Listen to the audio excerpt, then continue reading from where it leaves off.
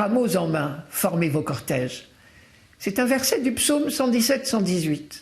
Et tout de suite, il évoque pour nous la fête des tentes, une fête très joyeuse qui dure 8 jours en automne.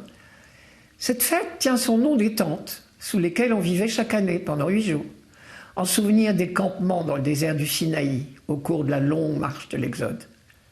C'était un moment privilégié pour se rappeler l'œuvre de Dieu pour libérer son peuple. Dieu avait vu les esclaves en Égypte, il avait compris leur souffrance.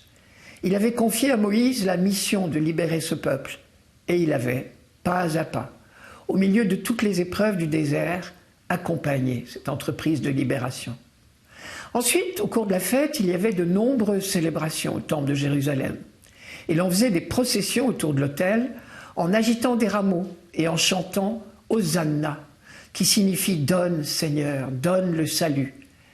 Et parce que l'attente du Messie est très forte dans l'esprit de cette fête, on répétait « Béni soit au nom du Seigneur, celui qui vient », comme une sorte de prière litanique pour hâter sa venue. Un autre rite marquant était une grande illumination spectaculaire du temple le dernier soir. Tous ces rites, nous pouvons en entendre l'écho dans ce psaume. Et il y a encore un autre verset que nous connaissons bien. La pierre qu'ont rejetée les bâtisseurs est devenue la pierre d'angle. Manière de dire, la logique de Dieu n'est pas la nôtre.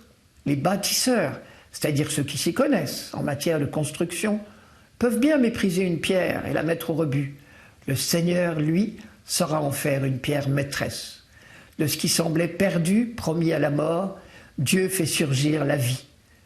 C'est bien ce qui s'est passé pour ce petit peuple qu'il a choisi et à qui il a confié une mission de leader pour l'humanité. Car ce peuple si souvent humilié se sait porteur d'une grande promesse.